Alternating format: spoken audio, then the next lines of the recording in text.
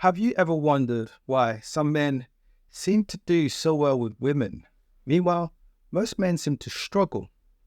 It seems as if there is a skill that some of us possess, but most of us seem to be completely oblivious to.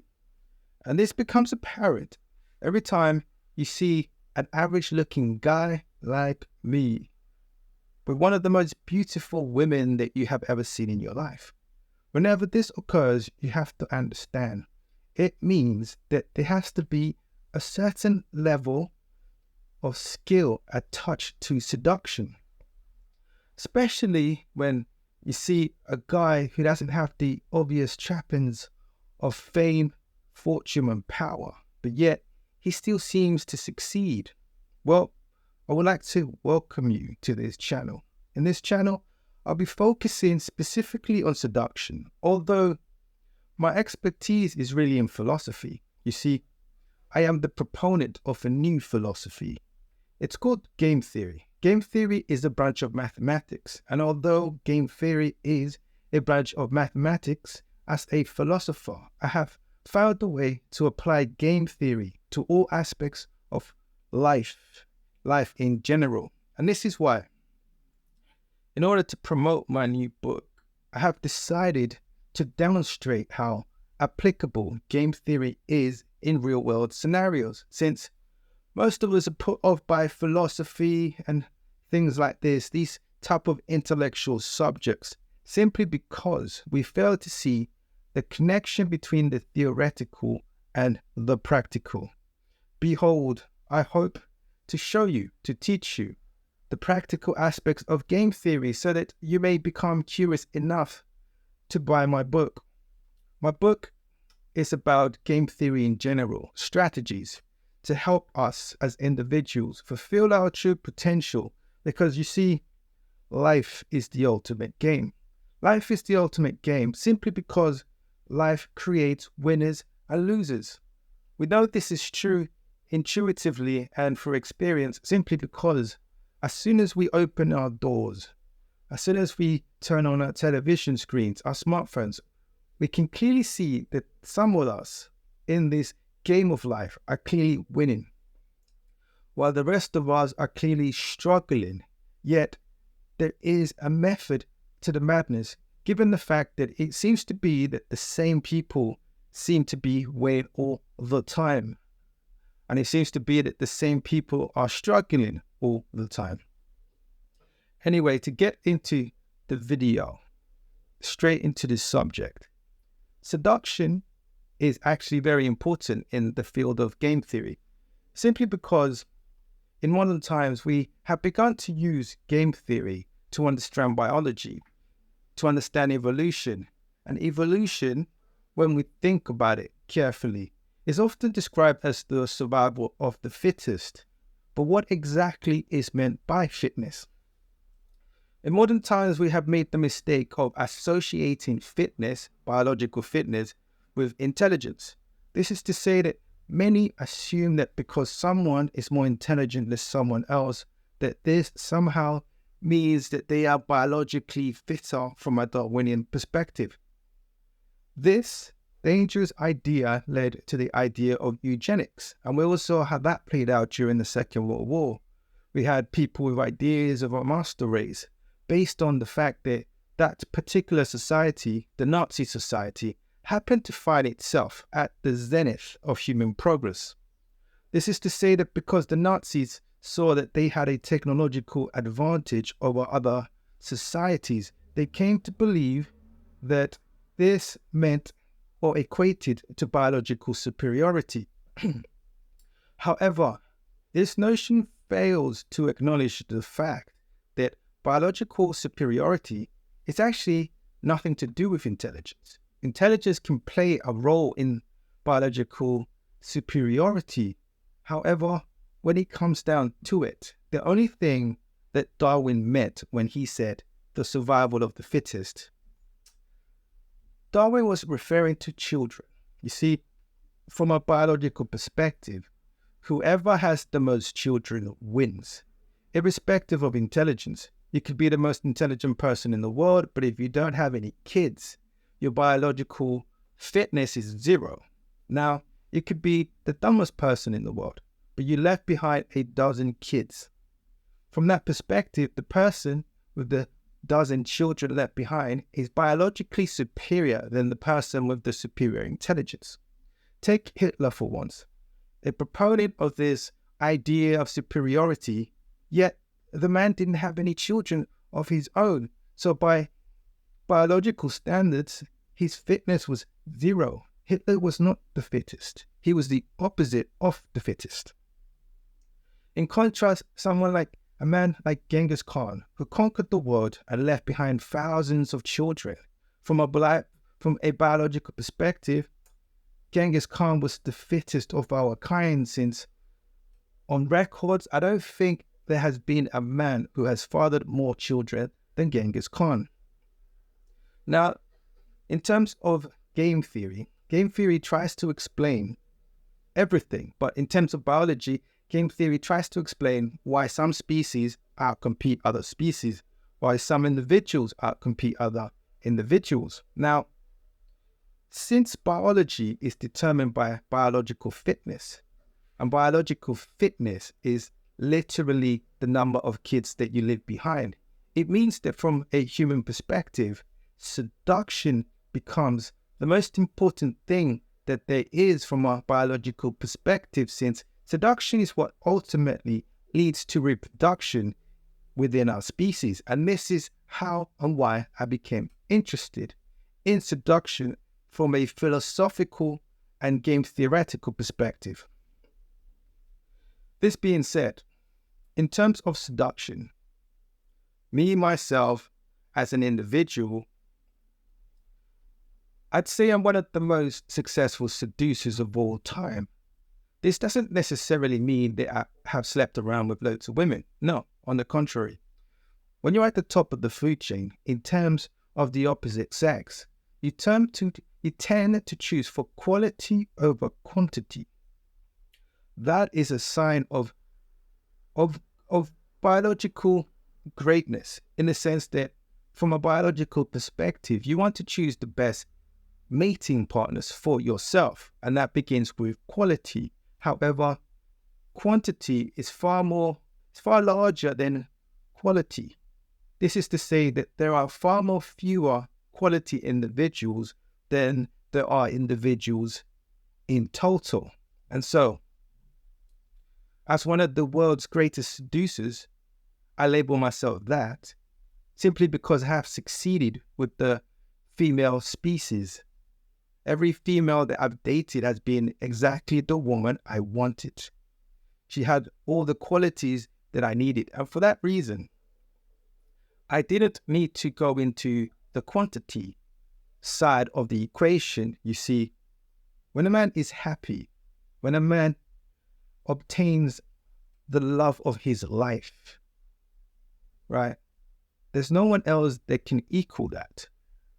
And so I have found from experience that the guys who sleep around, the guys who go for the quantity, they do so only because they actually have not been able to achieve the quality that they have been looking for. I'll give you a case study in question. Look at the lives of the celebrities, right? We have the most famous men in the world tend to marry some of the most famous women in the world. We tend to have presidents and prime ministers. Presidents and prime ministers tend to get married. Powerful individuals tend to get married. Good-looking individuals tend to get married. Intelligent individuals tend to get married. Why? When in the position that they find themselves, they could just be searching for quantity. Yet, these individuals, given the opportunity, they choose quality.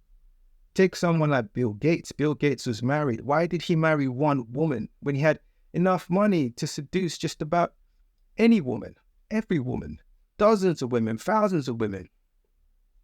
You know, we see it with famous musicians. Why is Justin Bieber married when he literally has women at stadiums queuing up trying to get his attention? He could literally walk away with all of these women every single night. But yet, he chose to get married, Justin Bieber, and Bill Gates because they found the quality that they were looking for. You see, once you find quality, quantity will never suffice. So the guys that boast about the quantity that they have, this comes from insecurity. This comes from the inability to have the quality that they desire. So they compensate for it with quantity. So understand, if I teach seduction, it isn't because I want to help people achieve quantity, a type of quantity that it's only going to lead to suffering in the long term. No, I'm here to teach you how to acquire the quality that will help you find the happiness and the fulfillment, the love that you need in your life, because we all need it. It's the same for every single one of us. This being said, there are many levels to seduction, simply because there are many different ways to seduce our targeted person, the person that we love, the person that we desire. There are many different ways. There is not just one way. And we see it when we look at the relationships that we witness. Oftentimes you see a man and a woman that you would never put together, but yet for whatever reason, they have found some sort of middle ground, some sort of attraction between the two. You see, as the saying goes, opposites attract. But why is it that opposites attract? Opposites attract because opposites complement each other. It's the complementary nature that leads to the attraction. For example, women are attracted to masculine men because masculine men tend to be larger, stronger, which means more capable of defending the woman. Why would a woman be attracted to a man who has only the same physical strength that she has? Likewise, why would a man be attracted to a woman who behaves and looks like a man, since the point of attraction is that the man desires the woman because she has qualities that the man does not have, which means that in terms of becoming attractive, and this goes out not just to men, but to men and women, to people of various different sexual orientations. The whole point is to become someone's opposite, but someone's complementary opposite. Hence, the reason that short women are attracted to tall men is because somewhere deep in their biology, women hope that their children will be tall enough that they will not experience the disadvantages that the short woman experience. Likewise, for a very tall man, it doesn't make sense for him to be with a very tall woman, since it would increase the chances that his children will be even taller than him. Yet there is a threshold or a limit to the advantage of height, since, for instance, 6'5" seems to be about the optimal height that any man should be. But above that height, men tend to develop certain health problems and limitations. For example, problems with the joints, simply because there's just too much body in terms of length, putting too much pressure on the joints. So now we've got to understand why opposites attract, why men are like women. And this explains a modern phenomenon which seems to be plaguing our species in recent times. You see it everywhere you look. Women don't like nice guys. Why? And yet you see so many guys out there trying to be nice, hoping that they can land the woman of their dreams. Well, it all comes down to opposites. You see, in our society, women play the role of niceness, particularly because women raise our children, right? And also women don't have the physical strength to battle other men or other women for that matter, which means that niceness becomes like a defense mechanism. Women are nice because out of a sense of fear and weakness, which means that if a woman is seeking out her opposite, she's not going to look for niceness, is she? If she's the nice one, she needs to find someone who's the not nice one, someone who is the bad one, so that the bad one can take care of the bad things in society.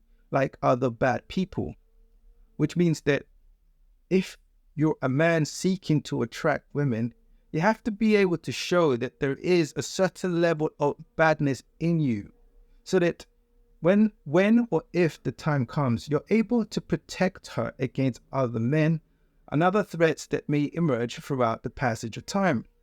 And this explains why women don't like the nice guy. The nice guy cannot protect you against the bad guy. So the woman is attracted to the bad boy, since he's the one capable of defending her and of balancing the equation. If she's nice and he's bad, then that creates a sense of balance.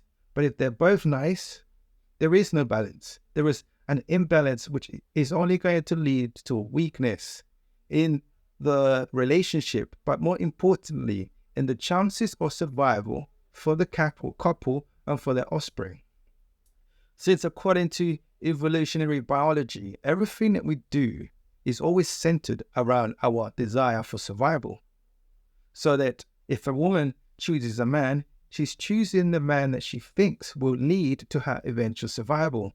If a man is choosing a woman, he's choosing a woman for her ability to increase his offspring's chances of survival. And this is why men tend to be more attractive to young women, since it is known that at 16 years old marks a woman's peak fertility.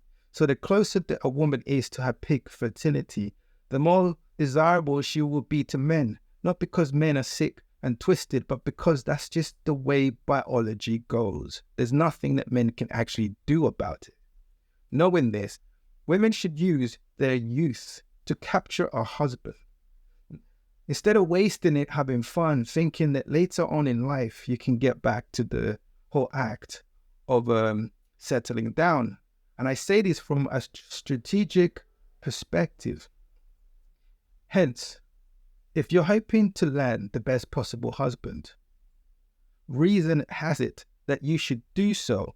You should look for such a husband at your peak fertility, or at least as close to it as possible, since it increases the chances of landing the highest ranking male. Yet, the longer you leave it, the more that you increase the chances of not being able to land the male of your dreams. And this is what women are finding out in this day and age, since according to statistics, for the first time, more than 50% of women have begun having children after the age of 30. So if the majority of women are leaving it to their 30s to start children, they're giving themselves a lesser chance of finding the ideal male. Now, if you turn that around, if you want to increase your chances, you need to make the best use of your time while you're young. This means stop wasting time with the time wasters. Interestingly, our ancestors had created a social algorithm to overcome this very phenomenon because they must have encountered it at some point in our distant past. The name of the algorithm, the social algorithm, this is game theory, was marriage. Yet, in modern times, we have bastardized marriage. You see, in the past, marriage meant that you could not have sexual intercourse until you were married, right? The bonus of this was that women were guaranteed no time wasters, because a man knew that the only way that he could sleep with her was to get married to her. And to get married to her, he needed to have a job, an income, savings, and a house. Only then would her family permit him to marry the woman. And then marriages were forever. There was no divorce. Divorce is a new thing. So the purpose of this social algorithm was to deter time wasters. And so not long ago, more than 90% of men and women got married and had children. The marriage rate has slumped in the West to something like 30%. And it's not going to recover. It's only going to get worse because we don't have the social algorithms that our ancestors gave us as a tool to overcome this this poor strategy of just sleeping around and hoping for the best at some point later on in life. Anyway, I hope you've learned something, and hopefully I'll see you in the next video. Please don't forget to hit notify, and also to like, share, comment, and subscribe. To add to this, please visit aka.mikelarry.com for content on other topics, and also for the opportunity to invest in my limited edition books via the Bitcoin strategy of scarcity.